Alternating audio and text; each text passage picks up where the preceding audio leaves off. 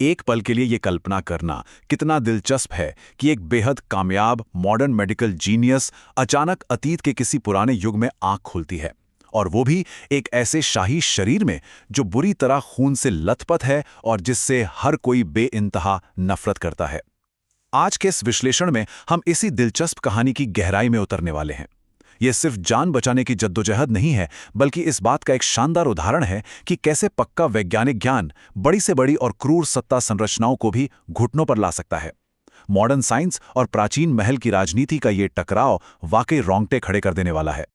इस स्थिति में जो खौफ है वो बिल्कुल असली है। इन शब्दों की घबराहट पर गौर करने वाली बात है। मैं आधुनिक चिकित्सा की डॉक्टर हूं। क्या ये वाकई टाइम ट्रैवल है? बहुत दर्द हो रहा है। मुझे खून रोकने के लिए जल्दी से कोई दवा ढूंढनी होगी, वरना मैं टाइम ट्रैवल करते ही मर जाऊंगी। ये कोई आम बात नहीं है। ये सीधा सीधा जिंदगी और मौत का सवाल है, और वो भी पुनर्जन्म के ठीक पहले सेकंड से ही शुरू हो गया पैनिक और संघर्ष है। अब यहाँ जो कंट्रास्ट है उसे समझना बहुत मज़ेदार है। एक तरफ उनका वो तेज़ दिमाग है जो मॉडर्न सर्जरी, लैब की दवाइयों और साइंटिफिक लॉजिक से पूरी तरह लैश है, और दूसरी तरफ उनकी नई खौफनाक हकीकत। वो अब अपमानित राजकुमारी युवान किंगलिंग बन चुकी हैं, जिसे समाज ने पूरी तरह बहिष्कृत कर दिया है, जो सचमुच खून बहने से मरने वाली है। और हद तो ये है कि उसका अपना ही पति यानी राजकुमार चू उससे सख्त नफरत करता है। लेकिन यहाँ सिर्फ उनकी मेडिकल डिग्री काम नहीं आ रही। यहाँ एंट्री होती है स्पेस ट्रांसमिशन की। ये उनके सर्वाइवल का सबसे बड़ा हथियार है।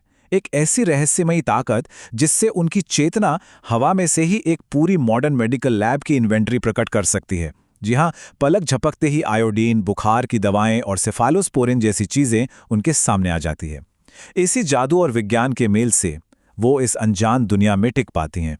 अगर हम इस पूरी कहानी की टाइमलाइन पर नजर डालें तो ये एक के बाद एक आने वाली नामुमकिन मेडिकल इमरजेंसीज का एक जबरदस्त सिलसिला है। पहले ही दिन शाही पोते की जान बचाना, फिर पहले हफ्ते में पूर्व सम्राट का इलाज करना, उसके बाद 1 महीने के अंदर राजकुमार पर हुए जानलेवा हमले से निपटना, और दूसरे महीने तक राजकुमार हुआई का इलाज करना। यही वो खतरनाक पड़ाव हैं जो इस पूरी कहानी की दिशा तय करते हैं। तो चलिए कहानी के पहले बड़े इम्तिहान की तरफ बढ़ते हैं, यानी उस शाही पोते को बचाना जिससे पूरा महल उम्मीद छोड़ चुका था।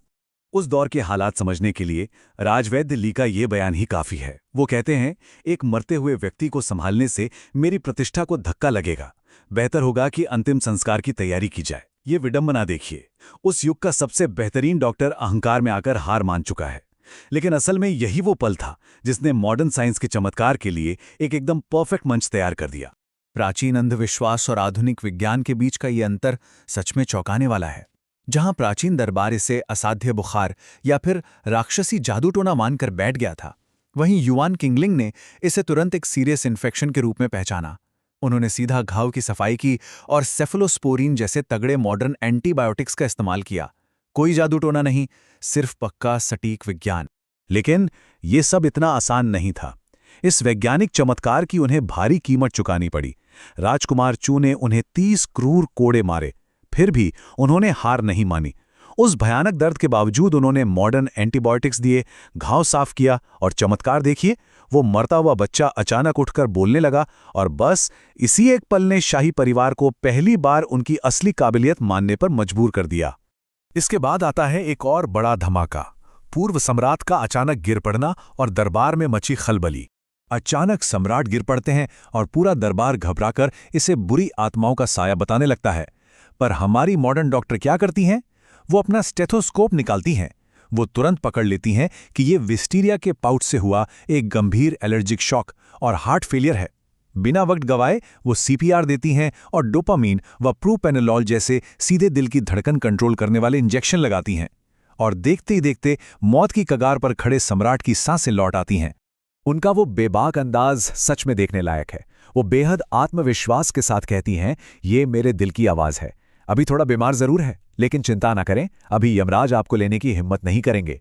इसी बेखौफ मेडिकल अप्रोच ने सम्राट को उनका मुरीद बना दिया, और इनाम में मिला वो खास शाही डंडा जो बिना किसी सवाल के किसी को भी सजा देने की गजब की ताकत देता था। लेकिन जैसे जैसे उनकी ताकत और रुतबा बढ़ा, दुश्मनों की तादाद भी बढ़ने लगी। तो अब बात करते हैं महल की उन खतरनाक राजनीतिक साजिशों की। उनकी इस नई ताकत ने उन्हें विरोधियों के निशाने पर ला खड़ा किया। उन पर ज्यूजुआन गोलियों में सिनेबार जहर मिलाकर सम्राट को मारने का झूठा आरोप मढ़ दिया गया। बात यहीं तक नहीं रुकी। क्रूर हुई डिंगहाओ ने उनका अपहरण किया और उन्हें भयानक यातनाएं दीं। पर यहां सबसे बड़ा ट्विस्ट ये है कि इन खौफनाक राजनीतिक साजिशों का बिल्कुल उल्टा असर हुआ। जिस राजकुमार चू को उनसे सख्त नफरत थी, उसी को मजबूरी में उनकी जान बचाने के लिए एक बहुत बड़ा रेस्क्यू ऑपरेशन चलाना पड़ा। और यहीं से उनके रिश्ते में वो सबसे बड़ा और अहम बदलाव आता है, राजकुमार युवेन हाउ का इलाज। होता यह है कि एक बेहद जानलेवा हमले में राजकुमार खुद गंभीर रूप से घायल हो जाते हैं, खतरनाक इंटरनल ब्लीडिंग के साथ। युआन किंगलिंग बिल्कुल शांत रहकर modern blood group test strips निकालती हैं और आईवी ड्रिप लगाकर इमरजेंसी ब्लड ट्रांसफ्यूजन शुरू कर देती हैं। अब ये सोचने वाली बात है कि उस प्राचीन काल के लोगों के लिए नली से शरीर में खून चढ़ाना साक्षात जादू टोने से कम नहीं था, पर उनके लिए ये तो बस एक स्टैंडर्ड फर्स्ट एड था। इस सटीक और चमत्कारी मेडिकल इमरजेंसी ने सब कुछ बदल कर रख दिया। जब राजकुमार अपनी आंखों के सामने इस जीवन रक्षक सर्जरी को देखता है तो उसकी वो पुरानी गहरी नफरत एक बहुत ही गहरी प्रशंसा और निर्भरता में बदल जाती है। दुश्मनी से प्यार तक का ये जो सफर है वो असल में उनके इसी शानदार मेडिकल हुनर के दम पर ही तय हुआ था। इसके बाद कहानी पहुंचती है अपने अल्टीमेट मेडिकल बॉस बैटल पर। इतिहास के पन्नों में असाध्य माने जाने वाले राजकुमार हुआई का इलाज। छठे भाई राजकुमार हुआई को तपेदिक यानी टीबी की बीमारी थी। उस जमाने में ये सीधा सीधा मौत का फरमान था। शाही परिवार तो उनके लिए ताबूत तक बनवा चुका था।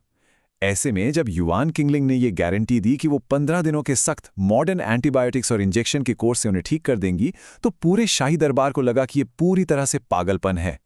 लेकिन असली लड़ाई सिर्फ टीबी के बैक्टीरिया से नहीं थी, बल्कि उस महल की जहरीली राजनीति से थी। रानी क्यूई की मानसिक साजिशों और कंसॉर्ट लू के शक के बीच उन्हें मरीज के कमरे में सख्त मास्क मैंडेट लागू करने पड़े। ये देखकर वाकई हैरानी होती है कि एक ऐसी जगह जहां इन्फेक्शन कंट्रोल का नामो निशान नहीं था, वहां प्रिमिटिव सोच से लड़ते हुए डिप्रेशन में डूबे राजकुमार को जबरदस्ती दवा खिलाना, ये अपने आप में एक भयंकर युद्ध था।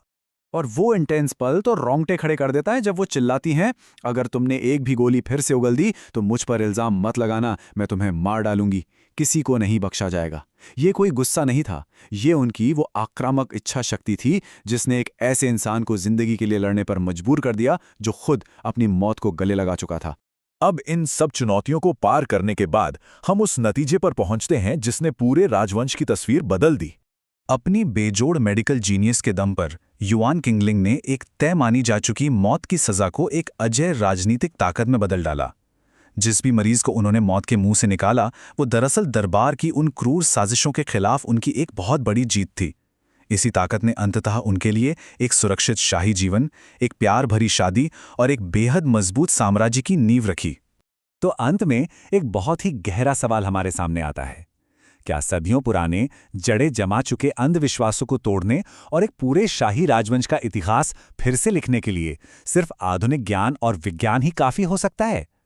ये सवाल सचमुच दिमाग झकझोर देता है। आधुनिक विज्ञान और प्राचीन सत्ता के इस अनोखे टकराव के हमारे आज के इस विश्लेषण में बस इतना ही।